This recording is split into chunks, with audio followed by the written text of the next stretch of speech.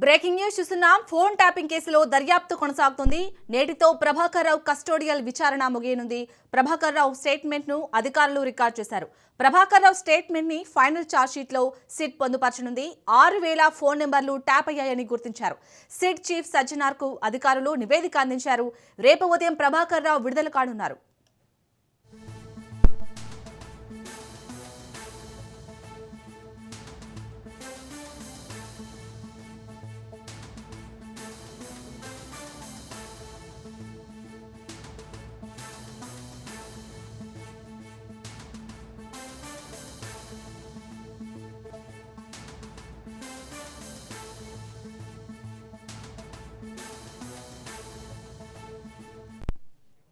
Phone tapping కేసులో దర్యాప్తు కొనసాగుతుంది. నేటితో ప్రభాకర్ రావు కస్టోడియల్ విచారణ ముగియనుంది. ప్రభాకర్ రావు స్టేట్మెంట్ ని అధికారులు రికార్డు చేశారు. ప్రభాకర్ రావు స్టేట్మెంట్ ని ఫైనల్ ఛార్జ్ షీట్ లో సిట్ పొందుపరచనుంది. 6,000 ఫోన్ నెంబర్లు ట్యాప్ అయ్యాయని గుర్తించారు. సిట్ చీఫ్ సజ్జనార్ కు అధికారులు నివేదిక అందించారు. రేపు ఉదయం ప్రభాకర్ రావు విడుదల కానున్నారు.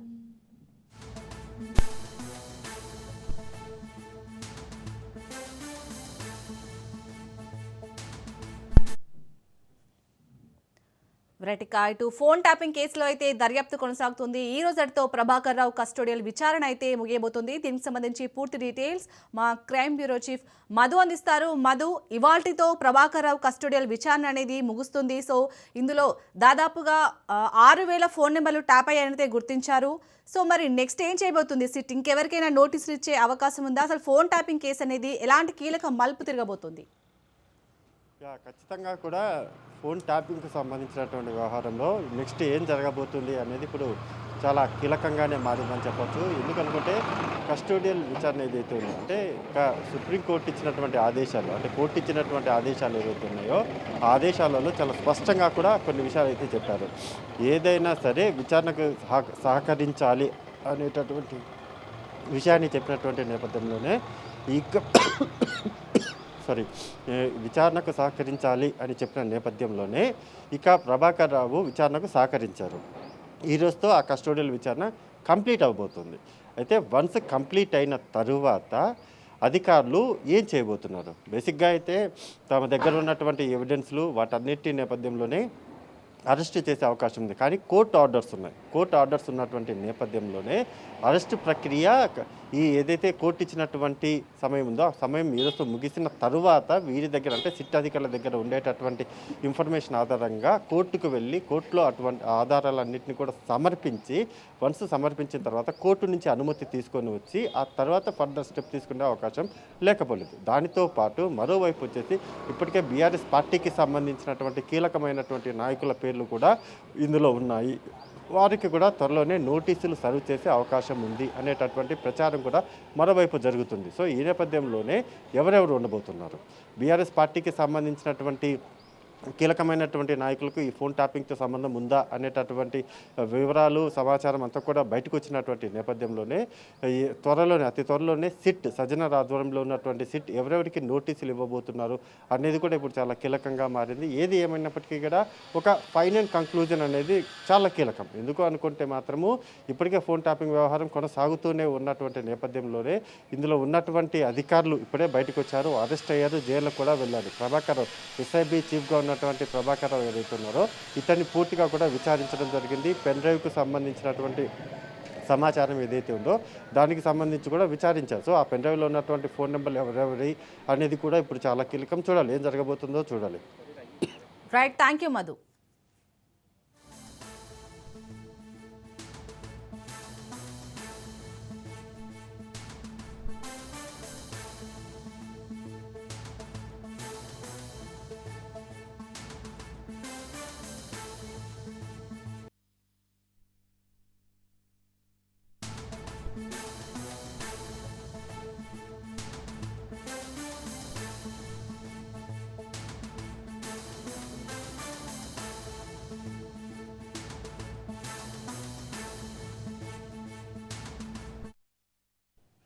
రంగారెడ్డి జిల్లాలో ఓ యువకుడు దారుణ హత్యకు గురయ్యాడు. శంషాబాద్ మండలం కవేలిగూడ వద్ద ఓ యువకుడిని గుర్తు తెలియని వ్యక్తులు అతి కిరాతకంగా హత్య చేశారు. యువకుడి గొంతు కోసం మరీ దారుణంగా చంపేశారు. స్థానికుల సమాచారంతో అక్కడికి చేరుకున్న పోలీసులు మృతదేహాన్ని స్వాధీనం చేసుకున్నారు. మృతుడు మొయినాబాద్ మండల వెంకటాపూర్ గ్రామానికి చెందిన మహేష్ గా గుర్తించారు పోలీసులు. ఘటనపై కేసు నమోదు చేసుకున్న పోలీసులు దర్యాప్తు చేపట్టారు. హత్యకు అక్రమ సంబంధమే కారణమని పోలీసులు అనుమానిస్తున్నారు. మహేష్ మృతదేహాన్ని పోస్టుమార్టం నిమిత్తం ఉస్మానియా ఆసుపత్రికి తరలించారు.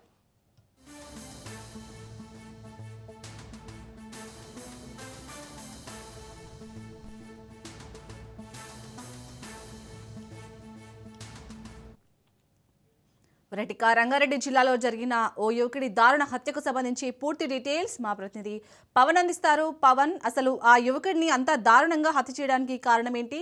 ఇప్పుడు ఎవరైతే హత్య చేయబడ్డారో వారి కుటుంబీకులు ఎవరిపైన అనుమానం వ్యక్తం చేస్తున్నారా? శంషాబాద్ మండలం కవేలిగూడ వద్ద ఒక దారుణం చోటు చేసుకుంది. అయితే ఒక గుర్తు తెలియని సంబంధించిన వ్యక్తులు మహేష్ అనే ఒక వ్యక్తి గొంతు కోసి కూడా అక్కడి నుంచి పరారయ్యారు. అతి దారుణంగా హత్య చేసి కూడా పరారైన పరిస్థితి చూస్తున్నాము. అయితే ఈ యొక్క హత్యకు సంబంధించి అక్రమ సంబంధాలే కారణం అంటూ కూడా పోలీసులు దీనికి సంబంధించి ప్రాథమికంగా నిర్ధారణకు వచ్చారు. అయితే దీనిపైన పూర్తిగా దీనికి సంబంధించి విచారణ కొనసాగిస్తున్నారు. అయితే మృతుడు మాత్రము వృత్తిరీత్యా బాబర్ గా తెలుస్తుంది, ఒక కటింగ్ షాప్ లో పనిచేసినట్లుగా తెలుస్తుంది. మరోవైపు చూస్తే ఈ ఘటనకు సంబంధించి మాత్రము ప్రధానంగా ఇప్పటికే ఒక సెల్ ఫోన్ కూడా అతని నంబర్ సంబంధించి ఆధారంగా కాల్ డేటాను కూడా పోలీసులు సేకరిస్తున్నారు. సేకరించి ఇతనికి లాస్ట్ చివరి కాల్ ఎవరు ఫోన్ చేశారు, దాని తర్వాత ఏమేమి జరిగిందనే దానిపైన కూడా పోలీసులు చాలా పూర్తిగా దర్యాప్తు చేస్తున్న పరిస్థితి కూడా చూస్తున్నాము. మరోవైపు ఈ యొక్క పోస్ట్ మార్టం నిమిత్తం కూడా మహేష్ యొక్క మృతదేహాన్ని ఉస్మానియా మార్చికి కూడా తరలించారు. ప్రజెంట్ ఉస్మానియా మార్చిలో ఒక మార్చురి అనంతరం కూడా మృతదేహాన్ని కుటుంబ సభ్యులకు అప్పచెప్తారు. అయితే ఇప్పటికే ఒక కుటుంబ సభ్యులు కూడా స్టేట్మెంట్ కూడా రికార్డ్ చేసుకుంటున్నారు పోలీసులు. ఎవరిపైన అనుమానం ఉంది, అయితే ఈ యొక్క మహేష్ కు ఎవరితో అక్రమ సంబంధాలు ఉన్నాయి అనే దానిపైన కూడా ప్రజెంట్ పోలీసులు ఆరా తీస్తున్న పరిస్థితి చూస్తున్నాము. మొత్తానికి ఓవరాల్ గా ఈ కేసు ఇన్వెస్టిగేషన్ తర్వాత ఈ యొక్క హత్య గల కారణాలు చెప్తామని చెప్పి పోలీసులు అంటున్నారు. Right, thank you Pavan. మహిళల్లో ఉన్న సృజనాత్మకత నైపుణ్యాలను వెలికితీసి వారికి అవగాహన కల్పించడంతో పాటు శిక్షణ తరబేతి ఇప్పించి వారిని మహిళా పారిశ్రామికవేత్తలుగా తీర్చిదిద్దే లక్ష్యంతో ముందుకు వెళ్తున్నారు విజయవాడ పార్లమెంట్ సభ్యుడు కేశినేని శివనాథ్. ఇంటికో పారిశ్రామికవేత్త లక్ష్యంతో ఆంధ్రప్రదేశ్లో నైపుణ్య శిక్షణకు ప్రాధాన్యమిస్తున్న ముఖ్యమంత్రి చంద్రబాబు ఆలోచనలకు అనుగుణంగా కేశినేని ఫౌండేషన్ ఆధ్వర్యంలో హైదరాబాద్లోని ఎన్ఐఆర్డి సహకారంతో జిల్లాలో ఉన్న మహిళలకు నైపుణ్య అభివృద్ధి శిక్షణ కార్యక్రమాలకు శ్రీకారం చుట్టారు.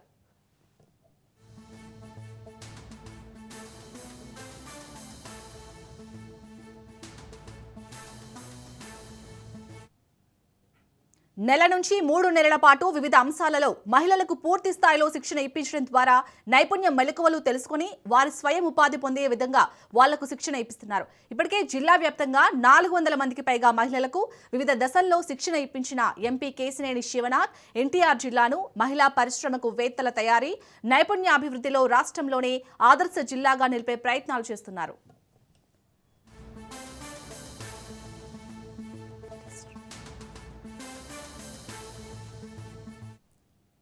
విజయవాడ పార్లమెంట్ సభ్యులు కేశినేని శివనాథ్ చిన్ని గారు విజయవాడ పార్లమెంట్ సభ్యుడిగా అయినాక కేంద్రం నుంచి ఏమేం పథకాలు తీసుకురావచ్చు, మహిళల కోసం, రైతుల కోసం, పేదల కోసం కేంద్ర ప్రభుత్వం అందిస్తున్నటువంటి అనేక స్కీములు గ్రౌండ్ చేయడానికి కోసం నిత్యం ఆయన చేస్తున్న శ్రమ ఫలిస్తా ఉంది. మహిళలకి స్కిల్ డెవలప్మెంట్ అనేక అంశాల్లో వాళ్ళకి స్కిల్ డెవలప్మెంట్ అంటే మనం వాళ్ళకి అండగా ఉండి ప్రభుత్వ పరంగా ట్రైనింగ్ ఇస్తే ఆ ట్రైనింగ్ తో గ్రామాల్లో గాని పట్టణాల్లో గాని త్వరలోనే ఎంఎస్ఎంఈ కాంప్లెక్స్లు కూడా గౌరవ ముఖ్యమంత్రి చంద్రబాబు నాయుడు గారు ప్రతి నియోజకవర్గానికి ఒక ఎంఎస్ఎంఈ పార్క్ ని మొన్ననే మా నియోజకవర్గంలో సెంట్రల్ నియోజకవర్గంలో శంకుస్థాపన చేసుకోవడం జరిగింది. నారా చంద్రబాబు నాయుడు గారు ఆయన ముఖ్యమంత్రి అయిన ప్రతిసారి కూడా ఒక కొత్త పథకాన్ని ప్రవేశపెట్టి దానిలో మహిళలే ప్రధాన లబ్ధిదారులుగా చేస్తూ అటు డాక్రా గ్రూపులు చేసినా ఏ కార్యక్రమం చేసినా కూడా మహిళల్ని దృష్టిలో పెట్టుకుని దేశ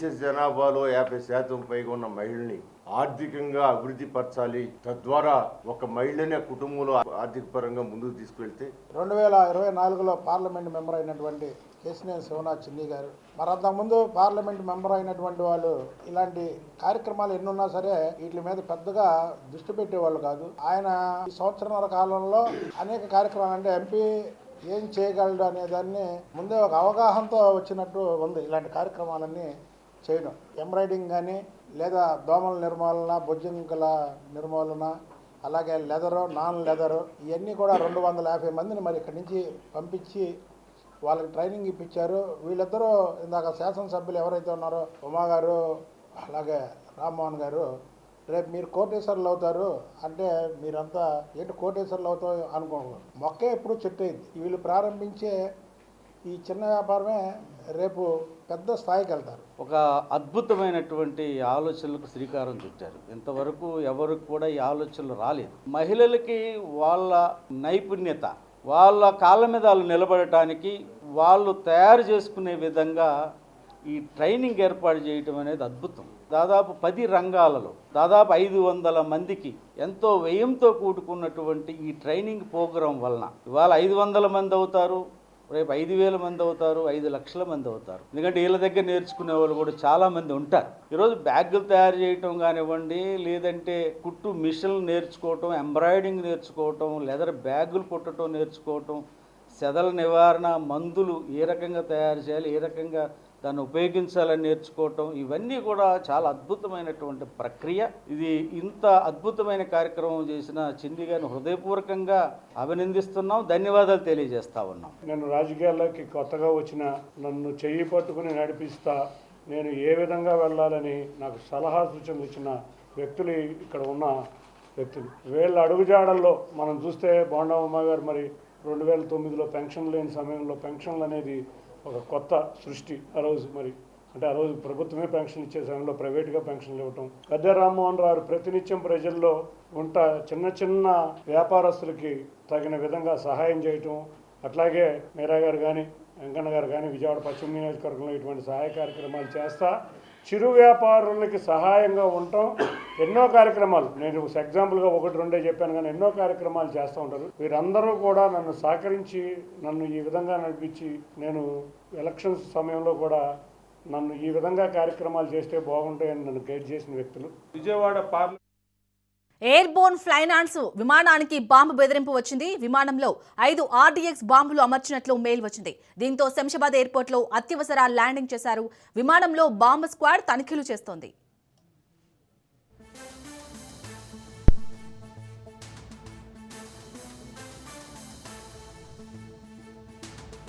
ఇయర్ ఎండ్ కావడంతో తిరుమలలో భక్తుల రద్దీ భారీగా పెరిగింది. వరుస సెలవులతో వెంకన్న దర్శనానికి పోటెత్తారు భక్తులు. శ్రీవారి సర్వదర్శనానికి 24 గంటలకు పైగా సమయం పడుతుంది. కంపార్ట్మెంట్లో షెడ్లు నిండి ఔటర్ రింగ్ రోడ్లో కిలోమీటర్ల మేర భక్తులు బారులు తీరారు. శిలాతోరణం వద్ద క్యూ లైన్లోకి ప్రవేశిస్తున్న భక్తుల రద్దీతో మాడవీధులు, అఖిలాండం, లడ్డూ కేంద్రం, అన్నప్రసాద భవనం, వసతి సముదాయాలు, ఆర్టీసీ బస్టాండ్ ప్రాంతాలు ఇలా అన్నీ కిటకిటలాడుతున్నాయి. పార్కింగ్ పట్ల సామర్థ్యం కంటే 10 రెట్లు ఆర్థిక సంఖ్యలో వాహనాలు రావడంతో అలిపిరి టోల్ గేట్ వద్ద వాహనాల తనిఖీలకు గంటల తరబడి వేచి ఉండే పరిస్థితి నెలకొంది. చెక్ పాయింట్ నుంచి గరుడా సర్కిల్ వరకు వాహనాలు గంటల కొద్దీ నిలిచిపోయాయి.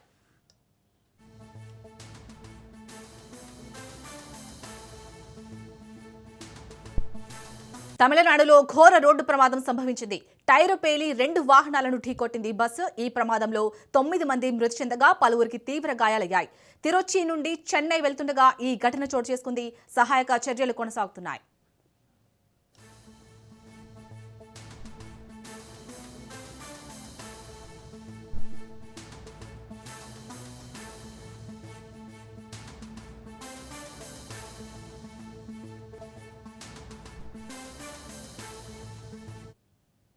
కర్ణాటకలో ఘోర రోడ్డు ప్రమాదం జరిగింది. ప్రైవేట్ ట్రావెల్స్ బస్సును లారీ ఢీకొట్టింది. ఈ ప్రమాదంలో 17 మంది సజీవ దహనమయ్యారు. ప్రైవేట్ ట్రావెల్స్ బస్సు, లారీ పూర్తిగా దగ్ధమయ్యాయి. బెంగళూరు నుంచి శివమొగ్గ వెళ్తుండగా ఈ ప్రమాదం జరిగింది. చిత్రదుర్గ జిల్లాలోని జాతీయ రహదారి 48 పై గోర్లతు క్రాస్ వద్ద 2 గంటల సమయంలో ఈ ఘటన చోటు చేసుకుంది.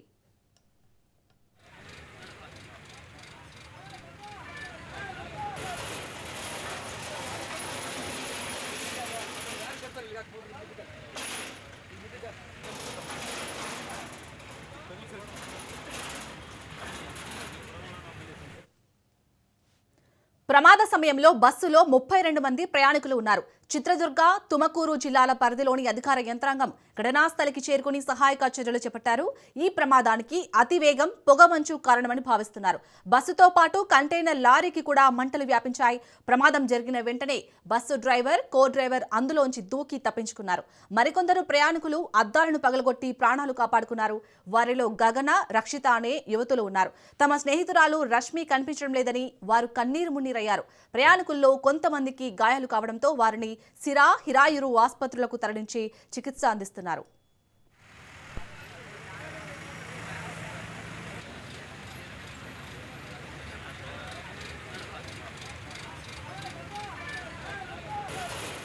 ప్రయాణికుల్లో కొందరి పేర్లను అధికారులు గుర్తించారు. బస్సులో మంజునాథ్, సంధ్య, శశాంక్, దిలీప్, ప్రీతీశ్వరన్, వి బిందు, కె కవిత, అనిరుద్ బెనర్జీ, అమృత, కల్పన, ప్రజాపతి, ఎం శశికాంత్, విజయ్ భండారి, నవ్య, అభిషేక్, హెచ్ కిరణ్ పాల్, ఎం కీర్తన్ ఉన్నట్లు తెలుస్తోంది.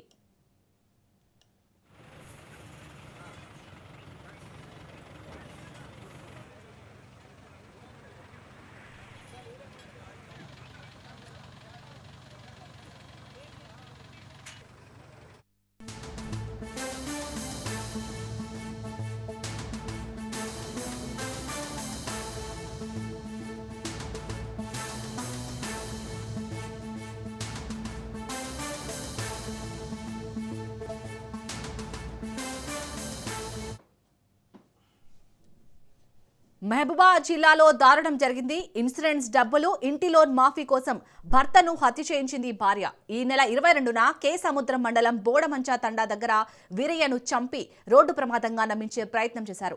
వీరన్న మృతి కేసులో మిస్టరీని పోలీసులు ఛేదించారు.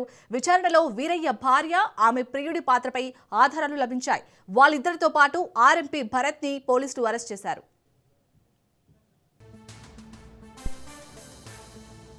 మహబూబాబాద్ జిల్లాలో దారుణం జరిగింది. ఇన్సూరెన్స్ డబ్బులు, ఇంటి లోన్ మాఫీ కోసం భర్తను హత్య చేయించింది భార్య.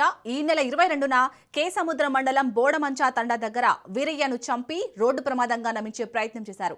వీరన్న మృతి కేసులో మిస్టరీని ఇటు పోలీసులు ఛేదించారు. విచారణలో వీరయ్య భార్య, ఆమె ప్రియుడి పాత్రపై ఆధారాలు లభించాయి. వాళ్ళిద్దరితో పాటు ఆర్ఎంపీ భరత్ ని పోలీసులు అరెస్ట్ చేశారు. రైట్, ఇక ఇదే అంశానికి సంబంధించి పూర్తి డీటెయిల్స్ మా ప్రతినిధి చంద్రశేఖర్ అందిస్తారు. చంద్రశేఖర్. శాలిని, ఈ నెల 23న మహబూబాబాద్ జిల్లా కే సముద్రం మండలం బోడమంచ తండాలో అయితే ఒక మన ఎవరైతే భూక్య వీరన్న అనే వ్యక్తి మృతి చెందడం జరిగింది. మొదటగా యాక్సిడెంట్ లో గుర్తు తెలియని వాహనం ఢీకొనడంతో మృతి చెందినట్లుగా అయితే వారంతా అక్కడ పోలీసులు కానీ ఇటు అక్కడ వారి బంధువులు, మృతుడి బంధువులు కూడా నిర్ధారణకు రావడం జరిగింది. కానీ ఆ మృతి చెందిన మృతుడి దగ్గర ఆ మృతి పైన కొంత అనుమానాలు మొదలయ్యాయి. ముఖ్యంగా అతను యాక్సిడెంట్ అయి చనిపోయి రోడ్డు పక్కన పడ్డట్టుగా, తన పైన బైక్ కూడా పడిపోయి ఉన్నట్టుగా అయితే ముందు నమ్మినట్టు జరిగింది. కానీ ఆ బైక్ యొక్క కీ ఏదైతే ఉంటుందో అది మృతుడి జేబులోనే ఉండటంతో ఆ అనుమానాలు వ్యక్తమయ్యాయి. బంధువులు అనుమానాలు వ్యక్తం చేశారు. మొదట ఆ మృతుడి భార్య విజయ కూడా ఈ యొక్క మృతిపై మాకు ఎలాంటి అనుమానాలు లేవని చెప్పడం జరిగింది. తర్వాత బంధువులు పలు అనుమానాలు వ్యక్తపరచడంతో భార్య కూడా ఎవరో మా ఆయనని చంపినారు అని చెప్పేసి కొంత మీడియాతో కూడా మాట్లాడడం జరిగింది. ఇటు భర్త మృతిపై కూడా చాలా తీవ్రంగా బాధపడ్డట్లుగా, భారీగా బాధాతప్త హృదయాలతో తను ఏడవటం కూడా పలువురిని కలవరపరిచింది. ఈ నేపథ్యంలో పలు అనుమానాలు రావటం, పోలీసులు దానిపైన పూర్తిగా విచారించడంలో గంటల వ్యవధిలోనే ఆ మృతికి గల కారణాలు తెలిసాయి. మొత్తం అతన్ని హత్యకు భార్య విజయతో పాటు భార్య ప్రియుడైన బాలాజీ, అతనికి ఒక ఆర్ఎంపీ వైద్యుడు కూడా సహకరించినట్లుగా పోలీసులు గుర్తించారు. ముఖ్యంగా ఎవరైతే తన వీరన్న భార్యతో అక్రమ సంబంధం ఉన్నారో ఆ బాలాజీ అనే వ్యక్తే ఇతనిని బయటికి మద్యం తాగడానికి పిలిపించి అక్కడ భారీ రాడ్డుతో తలపైన మోదటంతోనే చనిపోయాడు. చనిపోయిన తర్వాత తన ఆర్ఎంపీ వైద్యుడి సహాయంతో అతన్ని రోడ్డు పక్కన పొలాల్లో పడుకోబెట్టి తన పైన 2 వీలర్ని పెట్టడం జరిగింది. ఈ నేపథ్యంలో మొత్తం సూత్రధారులైన భార్య ప్రియుడు బాలాజీ, దాంతో పాటు ఆర్ఎంపీ డాక్టర్ ముగ్గురిని కూడా నిన్న పోలీసులు అదుపులోకి తీసుకున్నారు. అదుపులోకి తీసుకొని వారిపైన పలు కేసు నమోదు చేసి వారు పోలీసులు కోర్టుకు రిమాండ్ చేయడం జరిగింది. శాలిని. అలాగే చంద్రశేఖర్, ఇక్కడ ఆర్ఎంపీ భరత్ ని కూడా పోలీసులు అరెస్ట్ చేశారు. సో అందులో ఇతని పాత్ర ఏంటి అసలు? ఆర్ఎంపీ భరత్ అనే వ్యక్తి ఎవరైతే ఈ మన విజయ ప్రియుడు బాలాజీ ఉన్నాడో ఆ బాలాజీ వాళ్ళ ఇంట్లో ఒక చిన్న వైద్యశాలను నడుపుతాడు. ఆర్ఎంపీ డాక్టర్ ఇతను. ఇక్కడ ఎవరైతే ఈ బాలాజీ అనే వ్యక్తి ఇటు ప్రియుడు తన ప్రియురాలి యొక్క భర్త పైన కొంత ముత్తూట్ ఫైనాన్స్ లో లోన్ తీసుకోవడం జరిగింది. హౌస్ లోన్ తీసుకోవడం జరిగింది. ఆ హౌస్ లోన్ మాఫీ అవ్వాలన్నా, అలాగే తన పైన ఇన్సూరెన్స్ డబ్బులు రావాలంటే ఇతను హత్య అయితేనే ఇతను చనిపోతే మనకు ఆ డబ్బులు వస్తాయనే ఒక కుట్ర కోణంతో, అలాగే ఇటు విజయ్కును బాలాజీకి మధ్య ఉన్న అక్రమ సంబంధం కూడా కొనసాగించవచ్చు, అడ్డు ఉండదనే విషయంతోనే తన ఇంట్లో వైద్యశాల నడుపుకుంటున్న ఒక ఆర్ఎంపీ డాక్టర్ సహాయంతోనే వీరిద్దరు కలిసి ఆ వీరన్నని మందు పార్టీ చేసుకోవడానికి అని పిలిచి అర్ధరాత్రి పూట అతన్ని చంపడం జరిగింది. చంపిన తర్వాత అది ఎవరికి అనుమానం రాకుండా ఆత్మహత్యగా మన యాక్సిడెంట్ లో మృతి చెందినట్లుగా వారు క్రియేట్ చేయాలని చూశారు. కానీ ఆ మృతుడి జేబులో ఆ బైక్ తాళాలు మృతుడి జేబులోనే ఉండటంతో అనుమానాలు రావడం జరిగింది. ఈ అనుమానాలు పోలీసుల దృష్టికి తీసుకెళ్తే వారు గంటల వ్యవధిలోనే పూర్తిగా విచారించి ఆ హత్యకు బాధ్యులైన మన వీరన్న భార్య వీరన్న భార్య ప్రియుడు బాలాజీ, ఆర్ఎంపీ డాక్టర్ భరత్ ముగ్గురిని కూడా అరెస్ట్ చేయడం జరిగింది. Shalini. Right, thank you Chandrashekar.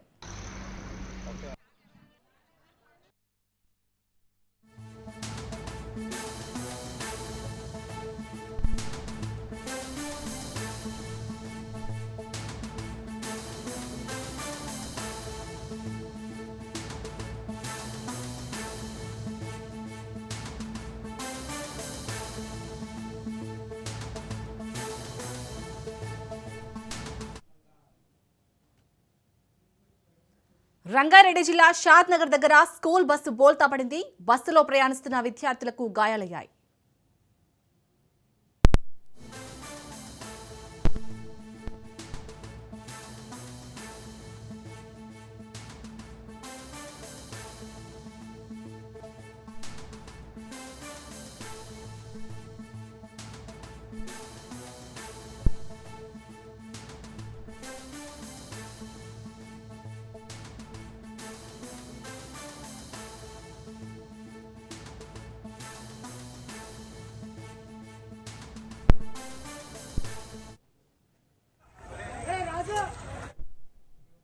Rangareddy జిల్లా షాద్ నగర్ దగ్గర స్కూల్ బస్ బోల్తా పడింది. బస్సులో ప్రయాణిస్తున్న విద్యార్థులకు గాయాలయ్యాయి. రైట్, ఇక ఇదే అంశానికి సంబంధించి పూర్తి డీటెయిల్స్ మా ప్రతినిధి పవన్ అందిస్తారు. పవన్, అసలు ఆ స్కూల్ బస్ బోల్తా పడటానికి కారణం ఏంటి? అలాగే గాయపడిన విద్యార్థుల పరిస్థితి ఏ విధంగా ఉంది? షాద్ నగర్ సమీపంలో ఈ యొక్క స్కూల్ బస్సు బోల్తా పడింది. అయితే ఇందులో చూస్తే మాత్రము 60 మంది విద్యార్థులు స్కూల్ బస్ లో ఉన్నట్లుగా తెలుస్తుంది. అయితే ఈ యొక్క స్కూల్ బస్సు ప్రయాణిస్తుండగా ఒక్కసారిగా ఈ యొక్క ప్రమాదం కూడా చోటు చేసుకుంది. అయితే ఇందులో చూస్తే స్కూల్ బస్సు బోల్తా పడడంతో 60 మంది విద్యార్థులు కొంతమందికి గాయాలయ్యాయి. అయితే వారిని వెంటనే హాస్పిటల్ కూడా తరలించారు. మరోవైపు చూస్తే ప్రధానంగా వీరంతా కూడా హైదరాబాద్ లోని యొక్క జల విహార్ కి వస్తుండగా ఈ యొక్క ప్రమాదం చోటు చేసుకున్నట్టుగా మనకు తెలుస్తుంది. ఎందుకంటే ఎక్స్కర్షన్ సంబంధించిన నేపథ్యంలో జల విహార్ కు వస్తున్నారు. వాళ్ళంతా కూడా ఒకసారిగా స్కూల్ బస్సులో ప్రయాణిస్తుండగా ఈ ప్రమాదం కూడా చోటు చేసుకుంది. వెంటనే స్థానికులు ఇక్కడ హాస్పిటల్ కు తరలించారు. అయితే బెంగళూరు హైవే పైన భారీ ఎత్తున యొక్క ట్రాఫిక్ జామ్ కూడా ఉంది. అయితే ఇందులో చూస్తే మాత్రం అతి వేగంగా డ్రైవ్ చేయడం వల్లనే ఈ యొక్క ప్రమాదం చోటు చేసుకున్నట్లుగా దీనికి సంబంధించి ప్రధానంగా తెలుస్తుంది. ఎందుకంటే స్కూల్ బస్సులో పిల్లలు ఉన్నప్పుడు చాలా జాగ్రత్తగా బస్సు డ్రైవర్ యొక్క డ్రైవింగ్ చేయాల్సి ఉంటుంది. కానీ ఇక్కడ మాత్రం నిర్లక్ష్యంగా బస్సు డ్రైవరు దీనికి సంబంధించి కూడా డ్రైవింగ్ చేసినట్లుగా ప్రధానంగా ఇందులో ప్రత్యక్ష సాక్షులు కూడా చెప్తున్నారు. అయితే ప్రస్తుతం మాత్రం విద్యార్థులంతా కూడా సేఫ్ గానే ఉన్నారు. కొంతమందికి గాయాలు కావడంతో వారిని ప్రజెంట్ హాస్పిటల్ కూడా తరలిస్తున్నారు. అయితే ఇందులో చూస్తే మాత్రము ఇప్పటికే టీచర్స్ కూడా ఈ యొక్క ప్రమాదానికి సంబంధించి కూడా ఆరా తీస్తున్నారు. మరోవైపు పోలీసులు కూడా ఘటనా స్థలాన్ని కూడా చేరుకొని ఈ యొక్క ప్రమాదం ఎలా జరిగింది, అంతేకాకుండా ఎక్కడ ఈ యొక్క ప్రమాదం చోటు చేసుకునే సంబంధించి అతి ర్యాష్ గా డ్రైవింగ్ వల్లనే ఈ యొక్క ప్రమాదం అనే దానిపైన కూడా పోలీసులు ఆరా తీస్తున్నారు. కానీ విద్యార్థులకు మాత్రం కేవలం గాయాలయ్యి ఎవరికి ప్రాణ నష్టం లేదనేది మాత్రం ప్రధానంగా తెలుస్తుంది. అలాగే పవన్, ఈ ప్రమాదంతో అక్కడ బెంగళూరు హైవే పై అయితే భారీగా ట్రాఫిక్ జామ్ అయినట్టుగా తెలుస్తుంది. ప్రెసెంట్ ఎలా ఉంది? ట్రాఫిక్ క్లియర్ అయిపోయిందా? ప్రస్తుతం మాత్రం పెద్ద ఎత్తున ట్రాఫిక్ మాత్రం జామ్ అయింది. అయితే ట్రాఫిక్ పోలీసులు ఇక్కడ ఘటనా స్థలానికి కూడా చేరుకోవడంతో ఈ యొక్క బస్సును కూడా పక్కకి తీసే ప్రయత్నం కూడా చేస్తున్నారు. ప్రయత్నం చేసిన నేపథ్యంలోనే ఈ యొక్క ట్రాఫిక్ జామ్ మరికొద్ది సేపట్లో కూడా చాలా క్లియర్ గా అయ్యే అవకాశం కూడా ఉంటుంది. ఎందుకంటే 60 మంది ప్రయాణిస్తున్న బస్సు సంబంధించి ఒక్కసారిగా ఒక బోల్తా పడిన నేపథ్యంలో పూర్తిగా భారీ ఎత్తున ట్రాఫిక్ జామ్ అయిందని చెప్పి కూడా ప్రధానంగా ఇటు మనకు ఇక్కడ సీన్ ఆఫ్ ఎఫెక్ట్స్ కూడా చూస్తే తెలుస్తుంది. అయితే వీరంతా కూడా హైదరాబాద్ జలవిహార్కు వస్తుండగానే ఒక ప్రమాదం చోటు చేస్తుంది. ప్రజెంట్ మాత్రం ట్రాఫిక్ క్లియర్ చేయడానికి ట్రాఫిక్ సంబంధించిన అధికారులు కూడా రంగంలోకి దిగారు. రంగంలోకి దిగి మరికొద్ది సేపట్లో కూడా ట్రాఫిక్ కూడా క్లియర్ చేసే అవకాశం కూడా కనిపిస్తుంది. అలాగే పవన్, బస్సు అక్కడ కారు ఢీకొన్నట్టుగా తెలుస్తుంది. సో కారులో ప్రయాణిస్తున్న వారు సురక్షితంగా ఉన్నారా? అయితే ఇందులో చూస్తే మాత్రం కారులో ప్రయాణిస్తున్న వారంతా కూడా సురక్షితంగానే ఉన్నారు. అయితే బస్సుకు సంబంధించి మాత్రమే బోల్తా పడింది. ఎందుకంటే అతి వేగంగా వెళ్లి ఒక్కసారిగా కారుకు సంబంధించి ఢీకొన్న నేపథ్యంలో బస్సు అదుపు తప్పి బోల్తా కొట్టడంతో యొక్క ప్రమాదం కూడా చోటు చేస్తుంది అన్నట్లుగా మనకు చాలా క్లియర్ గా తెలుస్తుంది. ఎందుకంటే విజువల్స్ లో చూస్తుంటే చాలా క్లియర్ గా తెలుస్తుంది. ఎందుకంటే దీనికి సంబంధించి బస్సు వెనక భాగం మాత్రమే పూర్తిగా దీనికి సంబంధించి ఢీ కొట్టింది. దీంతో బస్సు ఒక ఆపడానికి ప్రయత్నించడంగా ఒక్కసారిగా దీనికి సంబంధించి ఒక ప్రమాదం నుంచి ఒక్కసారిగా బోల్తా కొట్టినట్టుగా మనకు ఇక్కడ సిచ్యువేషన్ చూస్తుంటే కూడా మనకు చాలా క్లియర్ గా తెలుస్తుంది. అయితే ఇందులో చూస్తే వెంటనే ఈ యొక్క స్థానికులు ఈ విషయం తెలిసి ఆ బస్సులో ఉన్న ఎవరికి స్టూడెంట్స్ ఉన్నారో వారందరినీ కూడా బయటికి తీశారు. కొంతమంది గాయాలు కావడంతో వారిని హాస్పిటల్ కూడా పంపించి వేసిన పరిస్థితి కూడా చూస్తున్నాము. అయితే కారులో ప్రయాణిస్తున్న వారికి మాత్రము కొద్దిగా గాయాలైనట్లుగా తెలుస్తుంది. మిగతా సంబంధించి మాత్రం ప్రాణ నష్టం జరగలేదనేది మాత్రం ప్రధానంగా తెలుస్తుంది. ప్రస్తుతం విద్యార్థులు ఎవరైతే గాయాలయ్యో వారిని మాత్రమే హాస్పిటల్కి తరలిస్తున్నారు. అయితే ఇప్పటికే ఈ యొక్క రోడ్డు పైన మాత్రం పెద్ద ఎత్తున ట్రాఫిక్ జామ్ కావడంతో పూర్తిగా దీనికి సంబంధించి పోలీసులు కూడా ట్రాఫిక్ క్లియర్ చేయడానికి కూడా ప్రయత్నిస్తున్న పరిస్థితి కూడా మనం చూస్తున్నాము. Right, thank you Pawan.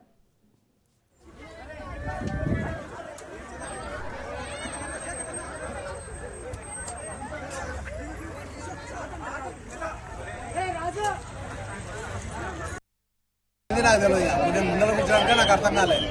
అప్పటికి చూస్తే కారు తిరిగి దాకా ఇది బస్సు పోలు రావాలి. అప్పటికి పిల్లలు అబ్బో దిబ్బో మొత్తుకుంటుంటే పైకి తీయండి పైకి తీసారు. ఇట్లా బస్సులో ఎట్లయింది అసలు యాక్సిడెంట్? సార్ నేను డ్రైవర్లో ఉన్నాను కానీ నాకు తెలియదు కదా. నేను ముందర వెనక చూడదు కదా. పిల్లలకి ఎవరికి ఏం కాలేదా? ఎవరికి ఏం కాలేదు. అందరూ పైకి తీసి దింపమంటే దింపారు కిటికీలకి. ఇది నాకు తెలియదు. నేను ముందర కూర్చోడానికి నాకు అర్థం కాలేదు. అప్పటికి చూస్తే కారు తిరిగి దాకా ఇది బస్సు పోలు రావాలి. ప్రపంచవ్యాప్తంగా క్రిస్మస్ సంబరాలు ఘనంగా జరుగుతున్నాయి. చర్చిలన్నీ భక్తుల ప్రార్థనలతో నిండిపోయాయి. క్రిస్మస్ పండుగ ఆనందం, ఐక్యతతో కూడిన చిహ్నం. దీనిని ప్రతి ఏడాది డిసెంబర్ 25న యేసుక్రీస్తు జననాన్ని పురస్కరించుకొని ప్రపంచవ్యాప్తంగా జరుపుకుంటారు. క్రిస్మస్ పండుగ కేవలం క్రైస్తవులకే కాదు, సర్వ మానవాళికి ప్రేమ, శాంతి సందేశాన్ని అందిస్తుంది. బంధుమిత్రులు, స్నేహితులందరికీ ఒకరికొకరు క్రిస్మస్ విషెస్ తెలుపుకుంటున్నారు.